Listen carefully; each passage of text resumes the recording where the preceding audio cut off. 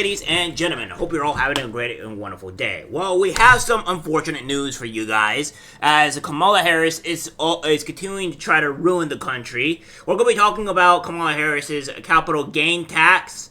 We're going to be talking about on how the media is trying to defend, Kamala Harris's capital gain tax, and saying it's not going to be as bad as you think it is, and all that great stuff, because obviously the capital gains tax is not going to be bad, and how and going back and showing what Biden's actual tax plan was. So we're all going to go through this again today, or not again, but kind of do a review. So let's get directly into this mess. So we have this here. It says Kamala Harris supports President Biden's 44.6 capital gains tax proposal. It says, Vice President Kamala Harris has declared for her support for President Joe Biden's 44.6% capital gains tax proposal. The proposal would be the highest in history. It also includes a 25% tax on unrealized gains for high net worth individuals more than $100 million in wealth.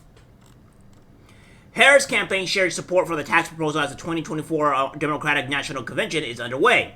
Harris spoke Monday at the event in Chicago along with President Biden. The Democratic nominee has proposed tax cuts beyond Biden's budget. These include an exemption for tipped workers, a $6,000 tax credit for parents of newborns, and an expanded child tax credit that the Biden budget doesn't extend beyond 2025, which also, by the way, is all Trump's ideas. So they steal Trump's ideas. So that's what's going on here. Vice President Harris has proposed bumping the corporate tax rate to 28%. Her campaign said Monday the current corporate tax is 21%. This is down from 35% after Donald Trump signed the 2017 Tax Cuts Jobs Act, which will expire in 2025. So we shall see on what actually happens here. But we're going to do a little bit of research. We're going to do a little bit of math here, because I think you guys need to start realizing what we're talking about. Now, if we're talking about this, it says this here: the Biden administration, which was done by May 7th, 2024, is proposing a capital gains tax rate of 44.6% as part of the fiscal year of 2025 budget. Why a record number of American expats are looking to renounce the U.S. citizenship before it's too late. And then, of course, we have this here: how Biden's proposed capital gains tax could impact your investments. So this is what's all going on here. So, again, it says that President Biden's jaw-dropping proposal to raise the capital gains tax rate for certain investors has caused shockwaves across financial markets. The proposed taxes are detailed in the administration's report, General Explanations of the Administration's Fiscal Year 2025 Revenue Proposals. According to the report, long-term capital gains and qualified dividends of taxpayers with taxable income of more than $1 million would be taxed at ordinary rates, with 37% generally being the highest rate. So, again, this could also affect businesses as well, because $100 million a business could easily make. Say, for instance, for example, like Amazon could easily make $100 million, and they have to face like huge taxes on that, which would not be any productive at all. Imagine Amazon leaving the U.S. and we have to pay extra prices on that because Amazon left the U.S. and we have to charge a lot more. So they have to charge a lot more. So again, it doesn't seem like it's going to be a very good thing. Now, what we're going to do here is that we're going to talk about the this here column. No, folks, Harris isn't planning to tax her unrealized capital gains, but a wealth tax is still a good idea. So this is from the Los Angeles Times, and they're saying that 50 gusts of hot air you may have detected from Republican and conservative social media postings over the last day or two was fabricated, claiming that Kamala Harris is planning to tax everyone's unrealized capital gains if she becomes president. That would be a departure from current law, which taxes capital gains only when the underlying assets are sold or realized. That's a mythical allegation. It hasn't stopped right-wingers and GOP functionaries from hand-wringing over the economic implications of any such change and over the reportedly horrible impact on average Americans.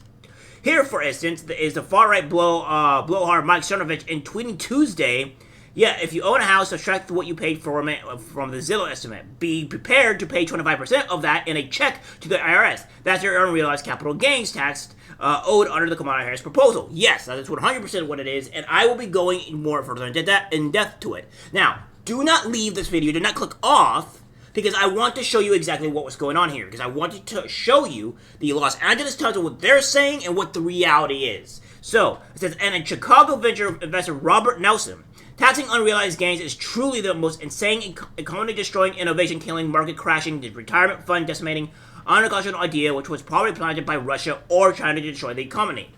So, it says, all right, guys, take a deep breath. Harris hasn't proposed taxing your unrealized capital gains or mine. What she has said, as the Harris campaign told, is that she could support the revenue raisers in the FY25 Biden-Harris administration budget, nothing beyond that. That's incorrect. That is horribly incorrect. The budget plan does indeed call for taxation of unrealized capital gains held by the country's uber rich. That's part of its proposal for a 25% minimum tax on the annual income of taxpayers with wealth of more than 100 million of wealth tax. If you're a member of that cohort, lucky you, but at the level of affluence, you don't have to go around to complain about paying a minimum of 25% of your annual income. So, again, what we have this here is a huge issue. So what we have this is what is long-term capital gains tax. I'm only going to tell you what is going on here and with a brief summary.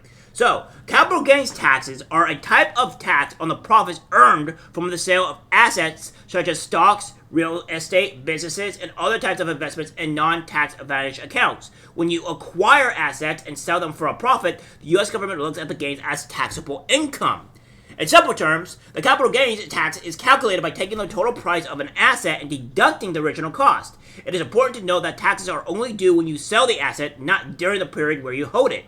For most investors, the main tax considerations are how long you own the asset, the cost of owning that asset, including any fees you paid, your income tax bracket, and your marital status. So, once you sell an asset, capital gains becomes unrealized gains. During the time you own an asset, they are called unrealized gains, and you won't own capital gains taxes if you don't sell. So, again, what we have is here from Sinovich. They're saying an unrealized capital gains tax would hit farmers the worst. They would be forced to sell to Bill Gates and Wall's Chinese friends. Remember how the Bolsheviks targeted Ukrainian farmers' leader to millions dying in the Holodomor. That is the end of Harris-Wall's genocide. And again, it goes on to say, there is no way communists will apply this unrealized capital gains tax to the working or middle class. You people saying that this are the worst and useless, completely historically illiterate, and a drug on us all. So yes, again, the first income tax after the 16th Amendment was passed was 1% and only applied to 3% of the Americans. So the Revenue Act of 1913 lowered average tariff rates from 40% to 26%. It also established a 1% tax on income above $3,000 per year. The tax affected approximately 3% of the population. So again, this is going to affect the middle class because again, some middle class people or upper middle class people are going to be making $100K plus a year. And if you own a business, it's going to be even worse because if your business starts, increasing in profit, if you're doing well, you're going to own unrealized gains on that. You're going to owe a huge amount of taxes that's going to crush you. If this does happen, though, even if you don't want to take that into play, right? Even if it doesn't go after people such as the middle class, it will eventually hit the middle class. Because these billion-dollar companies, or even million-dollar companies, they will leave the country because they can't pay the unrealized gains tax, and then the middle class starts to get lower and lower because the upper class is leaving. So the tax income bracket becomes lower because there is nobody else replacing that huge gap between the middle class and the rich, right?